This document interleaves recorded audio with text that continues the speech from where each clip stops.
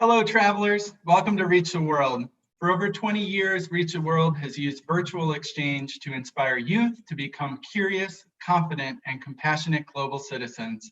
My name is Tim, and this week, together with Citi's E for Education campaign, we're going on a unique journey to explore how global citizens can put that valuable skill set to work as part of a global career. Over the course of 5 days, we'll be connecting with Citi employees in 9 financial capitals across 6 continents. They have generously agreed to share their stories, observations, and tips for finding success in this highly interconnected global economy.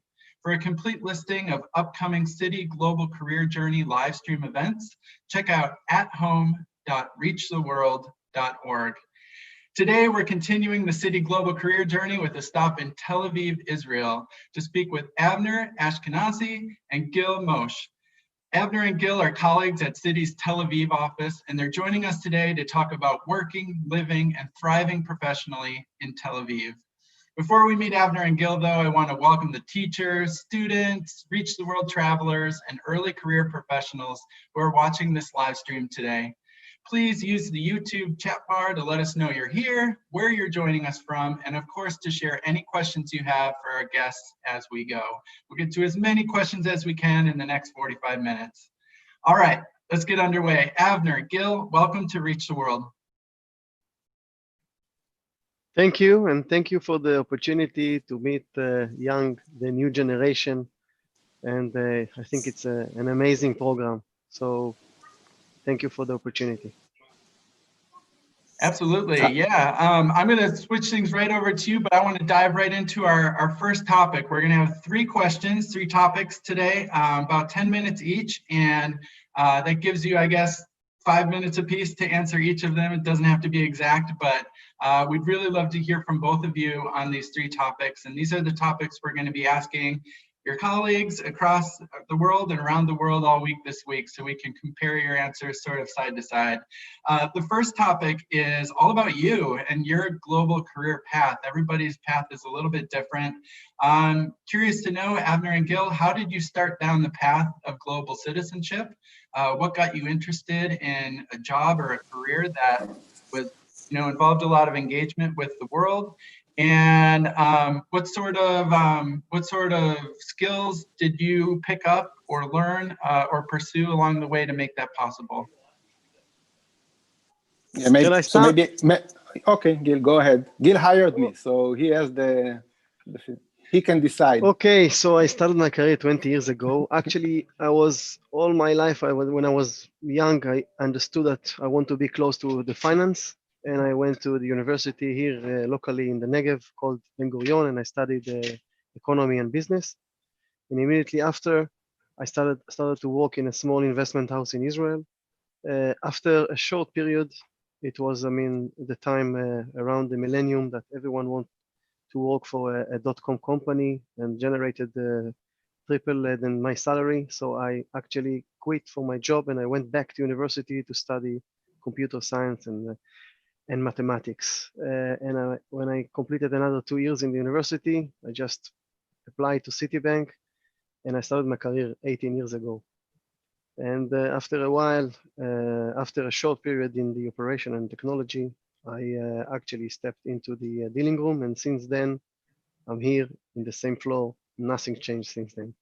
I stayed in Tel Aviv. So that's the way I started.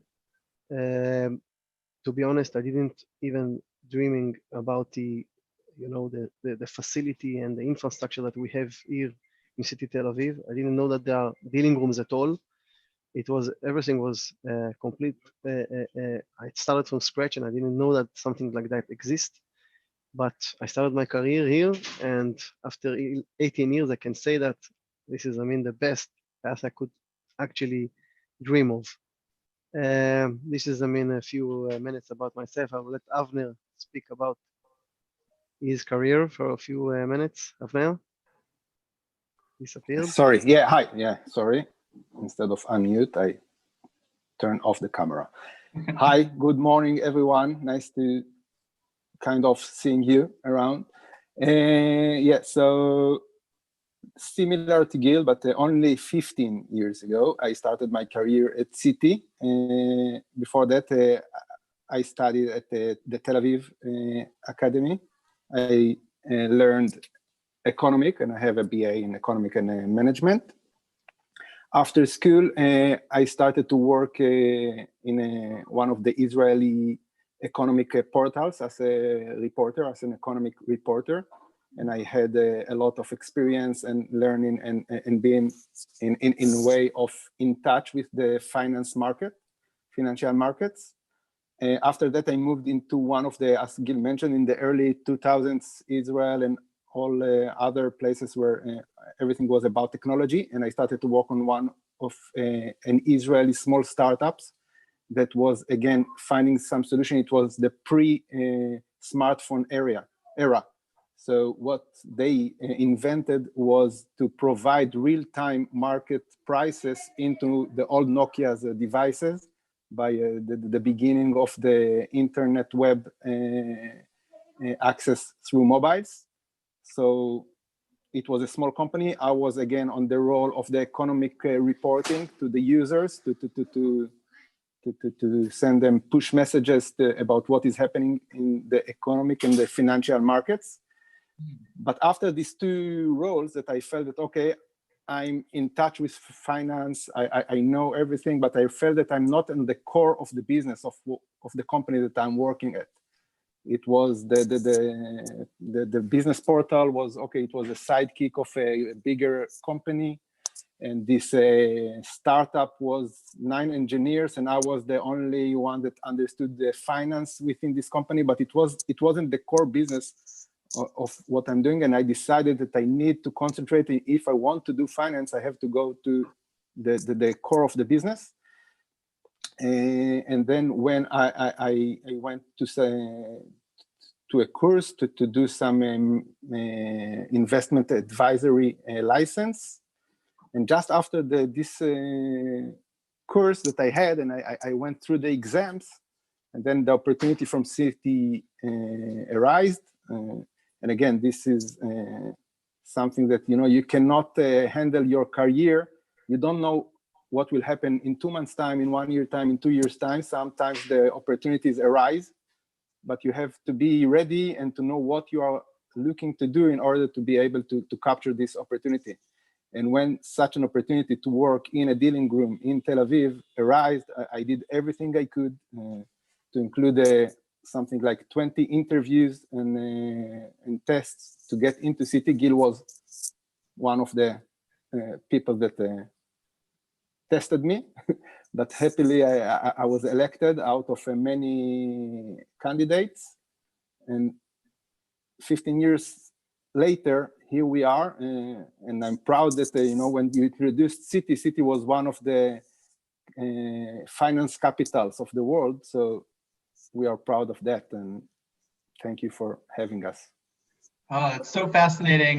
We've had the chance now to speak with now hearing your career stories and one of your colleagues in London, and it seems like one of the themes that's emerging is that many people don't immediately sort of pop into the career that they have for 30 years or 20 years or even 15 years, that you start as something else. You sort of realize and readjust your interests.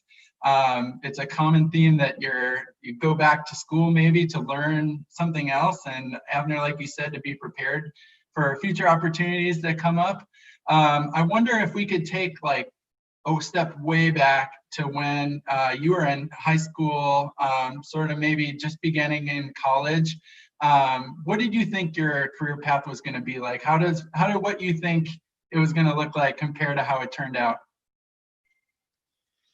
Well, I was actually I grew up in an Israeli Air Force base. My father was in the Air Force, so all the things that I was around me were related to the army. So I was thinking about a career as an officer in the army. So that was my world back then. But after we are all going to the army at the age of 18, so at the high school and slightly before that, you start to think about your your next step after the army, and I was thinking about the finance industry. So more or less, I was, more or less, I was focused of what I really want to do. I didn't know if it will be an accountant or anything similar, but I had a very specific view with regards to my career. Very simple. I'm a bit, I don't know, maybe I'm shallow. Money and finance. How about you, Avner? I didn't have a clue, to be honest. During my high school, I was a student. I wasn't a good student, not not the top A, but I was an okay student. But I really didn't know what I'm going to do in my career, to be honest. I have to say that after high school, when I had to choose my expertise in the university, it was very hard to me to decide. I remember that I didn't know at the time.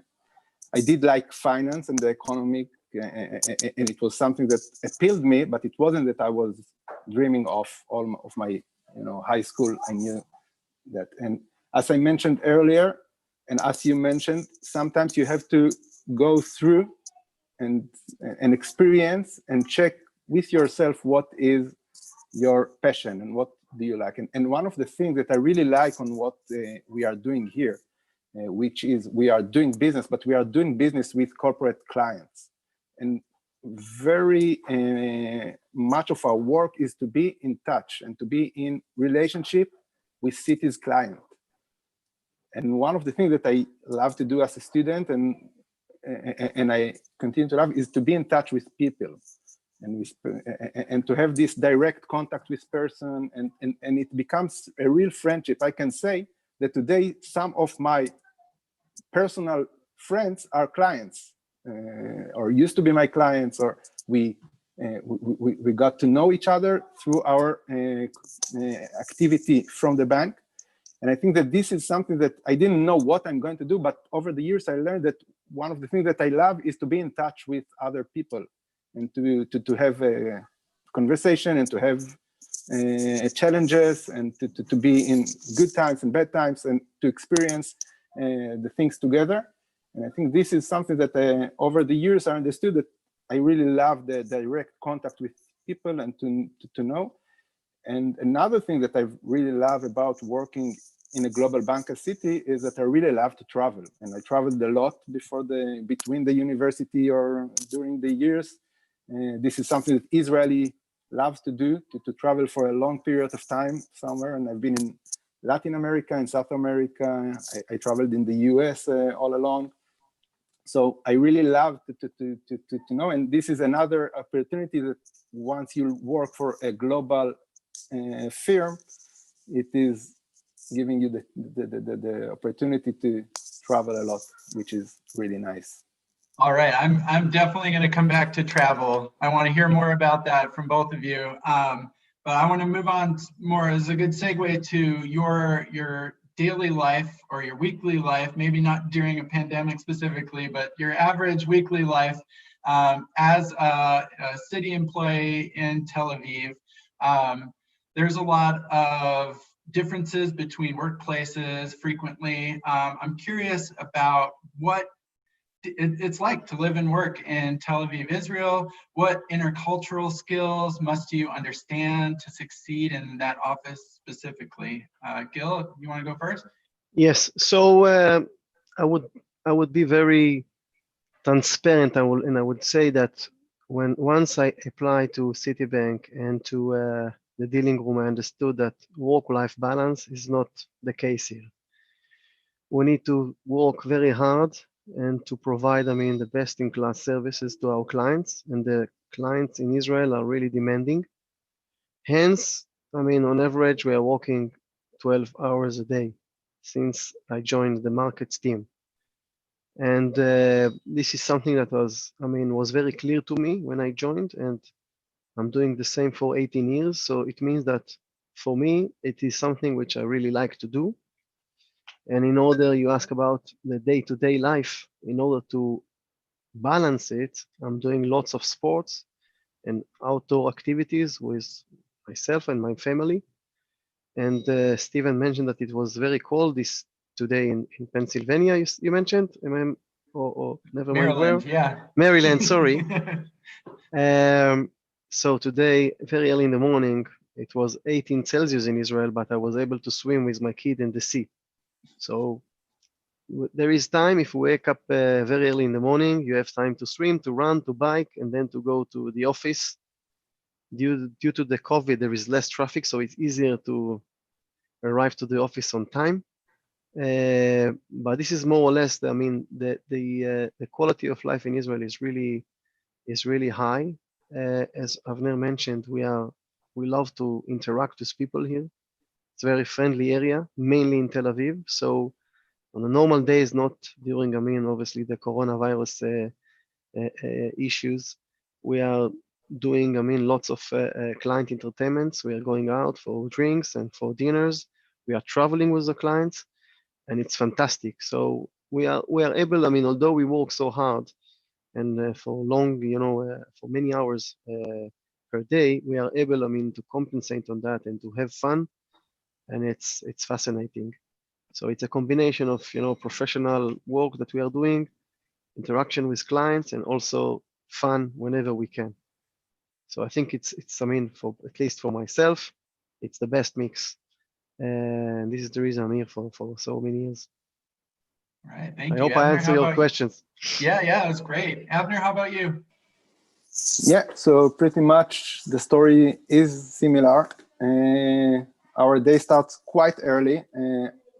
Both Gil and myself, we work in Tel Aviv office, but we live like 20 kilometers away from the office, which in the morning traffic, it's takes some time. So you have to leave home very early in the morning to be in office on time. Sorry for the backgrounds. It's COVID time and everyone are working from home. So you have to start early. We arrive to the office. Again, Israel is 2 hours ahead of London, but still the Asian market's already active, and some of the clients expect to start executing and trade very early in the morning. So about at 8, the desk should be functional in the morning. And as I advised, the traffic is hard. So you have to start your morning early. I don't like to wake up early as Gil, going to run and swim in the ocean very early. So I wake on time. And again, the time, the schedule is quite extensive. It's demanding. For sure, over the first year, you can feel the pressure at work. I remember myself in the first 2-3 years. At the end of the day, you are exhausted. You've been all days in front of the screens, speak with clients over the phone. Everything, any moment something is happening. This is very stressed environment to live in. I think that after all these years, you become more in shape and you are regular to that. So I have to admit that today I'm not exhausted at the end of the day as I used to be in my first years. But it is a demanding environment, and I think that I'm sure that Gil and myself has much more hours together than any of us have with his wife, for instance. So at least waking hours together. So yeah.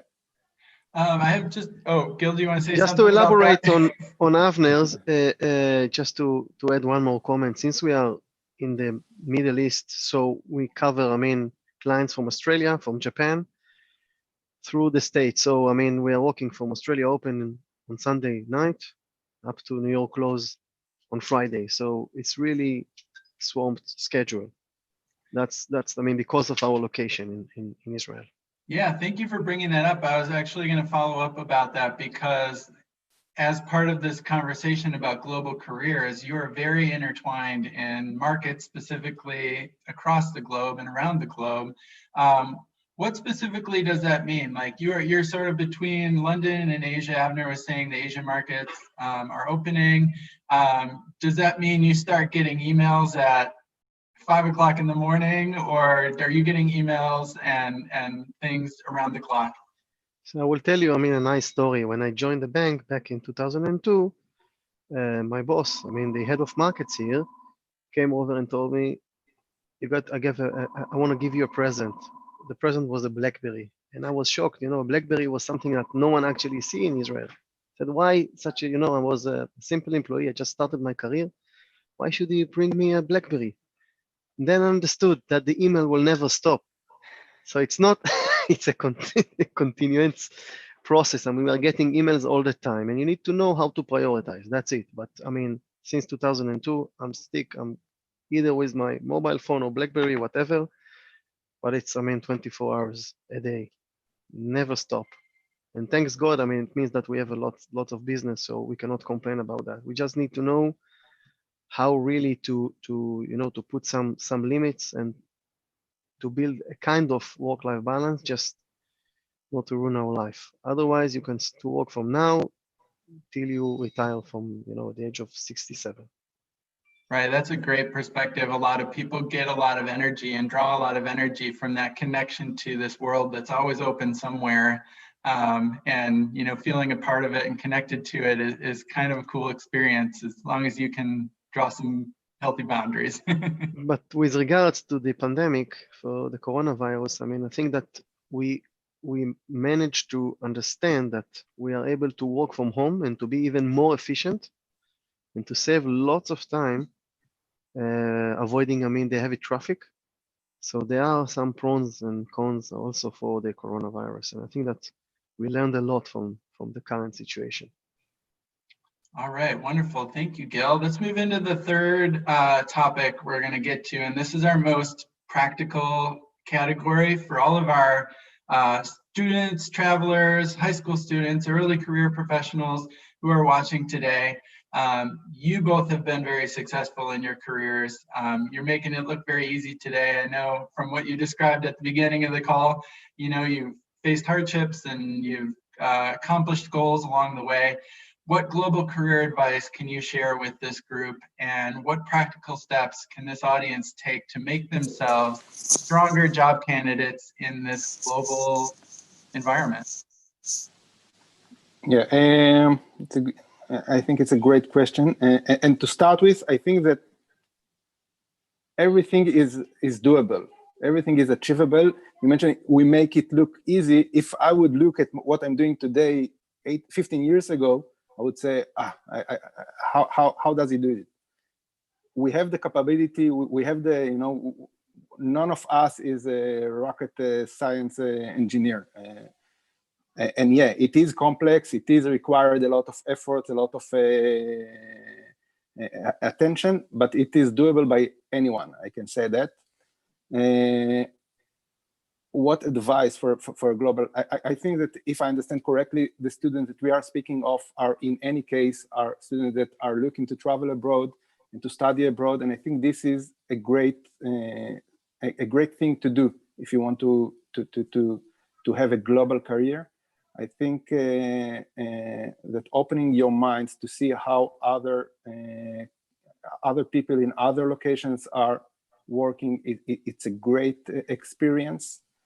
I would add to that I think that as young as you do that is better. And again, today I have a family, I have 3 kids, and over the years I've been considering moving. Maybe I will move to London, maybe to New York, but as long as you wait with that, it becomes much more difficult. And I think that if you wish to have a global career, try to find this opportunity as young as you can, because all the opportunities are on your hand. So do that. It is much easier. And the last thing, I think, and again, for American students, it's obvious, but as you can hear my English, I'm not a native English, and I'm working in an American institution, and I managed to do that. But I would wish that I had a much better English. But for Americans, the English is for sure easy. If anyone can have another language to have, Spanish, Italian, French, any other language, it is always an advantage and can help you once you are traveling. With English, you can manage anywhere. That's true. But to have another language that you can do business with, it's a huge advantage. And this is for me. Thank you, Avner. So I will try not to echo and just to add a few more tips on top of Avner's. So my first thing is about the things that you really love to do, because I mean at the end we are spending more than half of our time per day in our workplace, either if it's from the office or from home, it doesn't really matter. It's half of our most, let's say, important life period. So be focused, understand what you really like to do, and then go for it all in. There is no shortcut.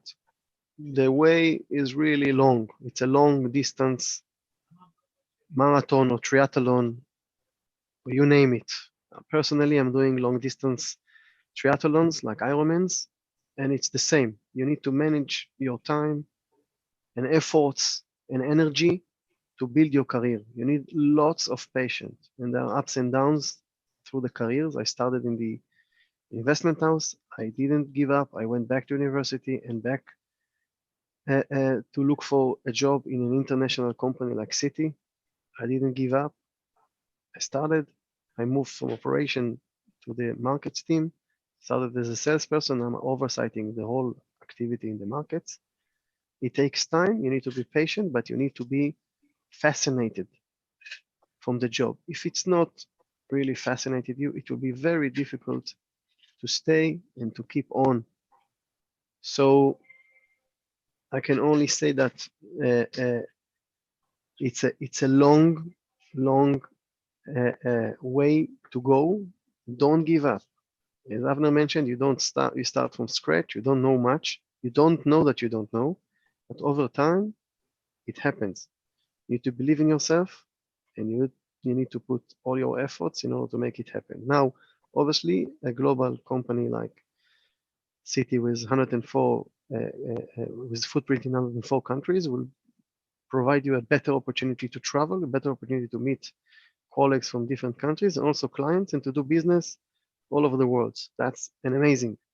There are similar cases in other global names like Amazon, like Intel, like you name it.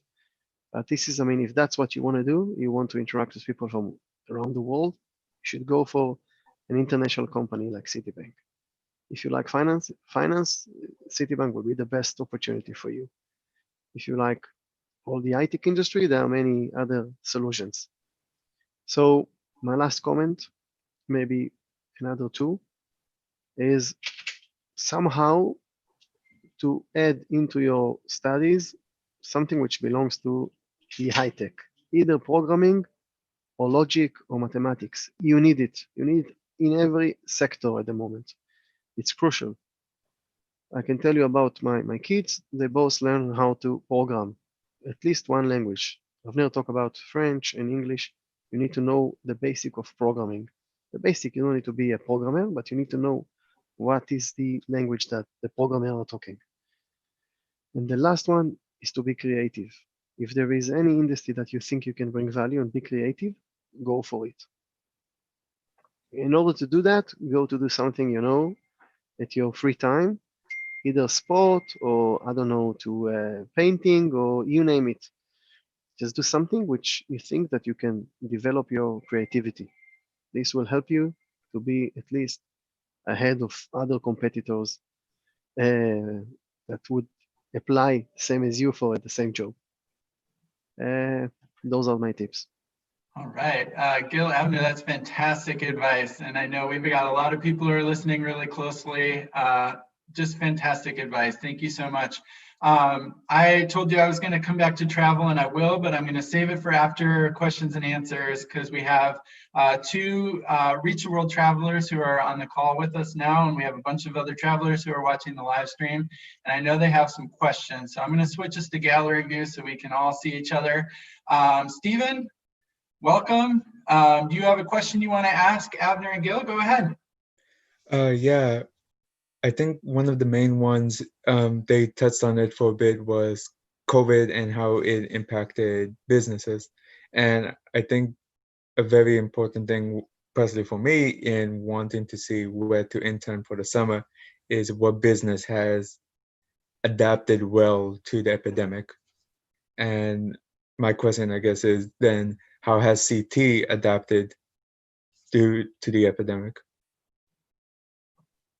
Let Great me question, Stephen. answer. Thank you. I can tell you that, since we have, relationship with clients all over the world, and we have clients that have some activities in China, we were the first to know for one of the treasurers that there is a pandemic in China, and that 60 million people been locked down overnight.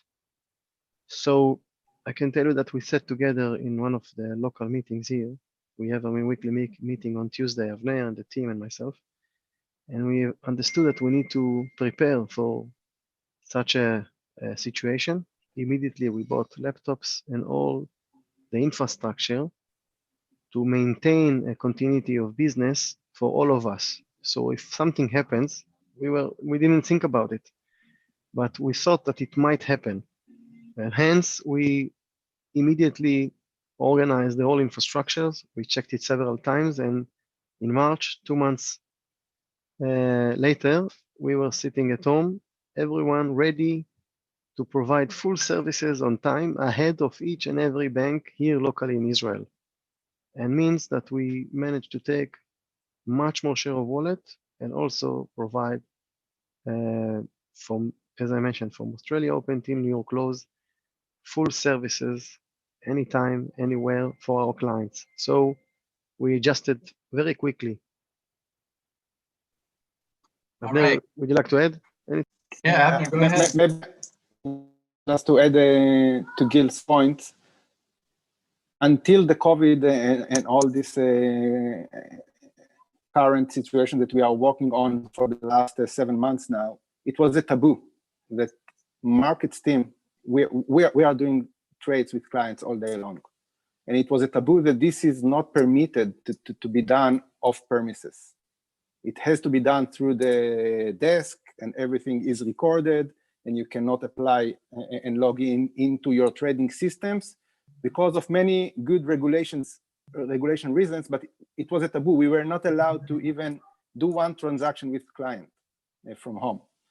But I think that Citi in particular, but all other financial players understood very quickly that it has changed overnight. And as Gil mentioned, the infrastructure was done very, very quickly. And today I'm not at home, but I have all my systems, all my connectivity, all my trading platforms, my telephone is recorded. Everything is now stands on the regulator requirements on one hand, but suddenly from doing nothing to do all of our transactions from home is a huge change. Our organization was flexible and technical from technical perspective very quickly. Over this month, the market was not quiet. It was much more volatile than usual business. And as Gil mentioned, from business perspective, it was a very good time for doing business. And yeah, today I think once the taboo is broken, I think that also after that will be solved, hopefully soon, it will change the way that people are working for. Yeah.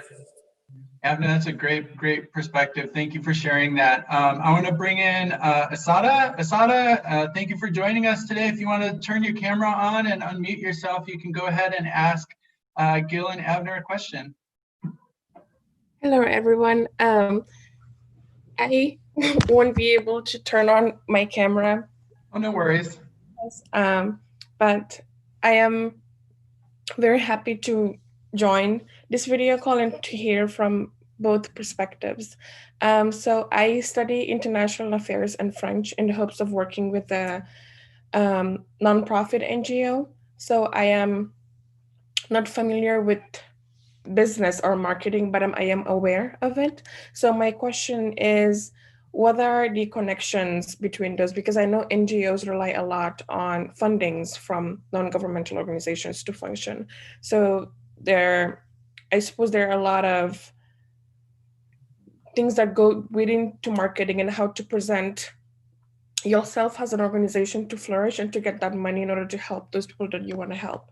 So my case is, how do you grow as an organization to get money from people to help you? If that question makes sense. Who wants to take that one? Gil or Avner? I'm happy to start, and then Avner will head on top of me. So I think at the end, it's all about relationship. Avner spoke about it. You need to build your own relationship, your own distribution, in order to be well connected to those who can donate or finance your organization. So it's all about people. The more you know, the better you are connect. I believe it will help you, to exponentially grow your business.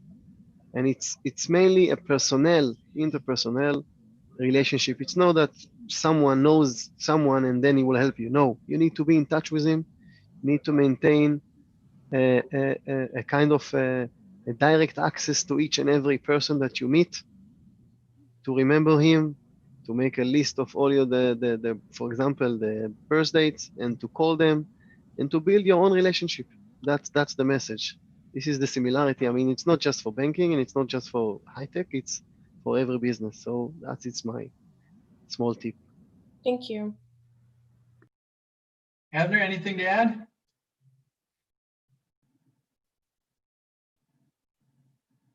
No, nothing on that. Okay. All right, very good. We had a couple comments from our online audience that I wanted to share with you, Avner and Gil. There was a lot of our audience really resonated with the phrase. Gil, you were talking about growing up on Air Force Base, and you said at one point that was your world, and that some of the experiences that you had after that opened your mind to different sorts of careers and career paths. And I think that's the experience a lot of travelers, reach the world travelers, and other young people are having now as they start to get out and study abroad and experience new cultures and new ways of doing things, and they're opening their world. So that really resonated with our online audience. Thank you very much. We did have another question that came in from online. It was, if an American or a young person from North America wanted to work in Tel Aviv specifically, what advice would you give them about your home and just general work environment?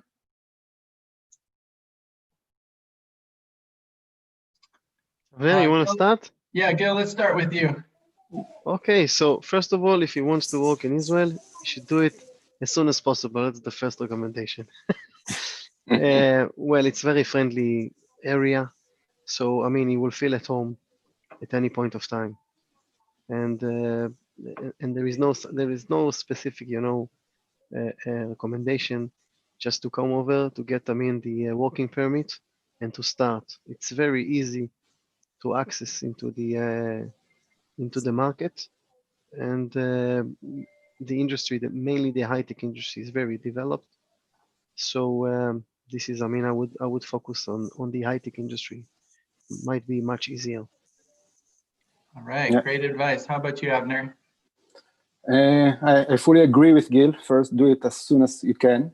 It's really, really great place, and I think that one of the problems that Gil and myself are having is that we started at a very good location and at a very good position.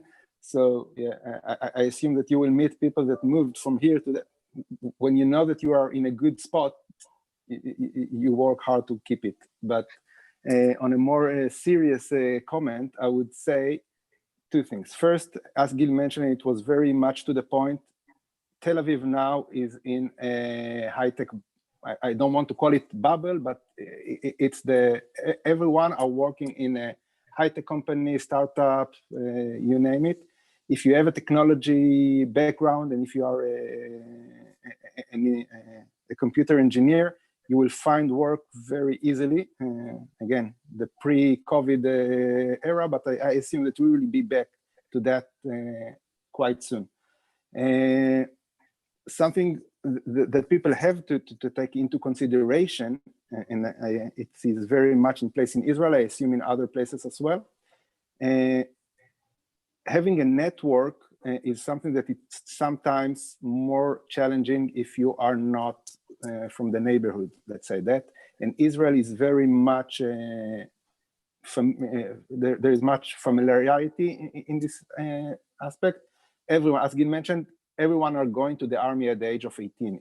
It is becoming to a great place to do networking, because suddenly people that are living all around the country, they are serving together, they meet each other, and people are having friendships from their army service that they are going 20 and 30 years long. So in Israel, and Israel is, after all, a small country and not too many people, so everyone know anyone in Israel in a way, and to come from the US or from another location and suddenly, because for any position, there are many resumes that are sent out. If it comes from someone that is working there, this is a friend of mine, or this is a friend of a friend, it always helps. And in order to do that, Gil and myself, of course, will be very happy to help by having this network, by this reach the world opportunity. We are happy to get emails from people that are looking for this opportunity, and to use our networks here locally to help to get this resume to the pile, to the top of the pile. But that's it. All right. Well, thank you. Only last comment that it's very easy to step in. It's almost impossible to leave Israel. So beware from your wishful thinking. Well, thank you both. As a very generous offer, Avner, and both Avner and Gil have been so generous hosting Reach the World Travelers at their office in Tel Aviv and participating in events like this. We have a couple more minutes. Stephen, Asada, if you have another question, go ahead and unmute yourself. Stephen, I'll give you first dibs because you're here first. If you have another question, go ahead. Well, thank you for the generous offer of helping us go to Israel. With that, I guess the advice is if we start in an organization at Citi, like what is some advice to keep our heads up the water? Because you did mention lots of pressure. You just need to step in. Once you stepped in, take your time, listen carefully to the instruction, follow the guidelines, put all your efforts, and everything will be fine. Just remember that you need to know that you don't know. Whenever you have a problem, just escalate it. You have a question, ask the question. Don't be shy. The more you ask, the more you know. That's my tip. Patient, just to be patient. Yeah, and it is, the pressure exists if you don't like it from scratch, so it's the wrong place to start with. But again, I think that one of the things that I remember as an early starter at Citi is, tomorrow is always a new day. So even on your worst day, and that you felt that it cannot get worse than that, you go home at the end of the day, and tomorrow starts, and you learn from your mistakes, and you learn how to capture the pressure and how to better react to that. And it is improving very, very sharply. And the start is very steep, but if you take your head down and continue to walk the path, it is worth it at the end. So that's my message. That's some fantastic advice. And just summarizing advice we've gotten across the first two events of the Citi Global Career Journey, nobody is successful immediately. Everybody has to work for it and take those steps to get to the point where you're sitting strong and feeling good in your position. So thank you for that fantastic question, Stephen. Asada, do you have another question you want to ask before we go, or are you good? I'm good, thank you. All right. Well, fantastic. I told you I'd return to the question of travel, and My question really for both of you, Gil and Avner, before we go, is if it's our first trip to Tel Aviv, what do we absolutely have to do or see? What is as our local host to this fantastic city, what do we need to do when we come and see you someday? Avner, you want to be first? Yeah, I think it's a very easy question. The beach, you cannot avoid it even if you want, but the beach is one of the best in the world. And after the beach, I would go immediately to city premises. So I'm joking. It's only the beach. Well, I want to thank you both so much for joining us today. Avner, Gil, your advice is fantastic. I appreciate you sharing your global career journeys with Reach the World and our whole audiences. Thank you also to our entire on-camera and live stream audiences for the wonderful questions today. Stephen, Asada, thank you for joining us on camera. Reach the World Citi Global Career Journey is continuing this week with stops in Sao Paulo, Singapore, Sydney, and more. How does living and working in those cities compare to what we just heard from Avner and Gil? I'm going to be asking Citi employees in those cities the same questions in the coming days so we can make head-to-head comparisons and you can take the next steps on your personal global career journeys. So special thanks to Citi E4 Education Campaign and all of our Citi volunteers, there's so many this year, for making this experience possible. You can check out the full lineup of upcoming events at athome.reachtheworld.org. We're off to New York next today. I hope to see you all there. Thanks again. Have a great day. Thank you. Thank you very much. Bye-bye. Bye-bye. Bye-bye.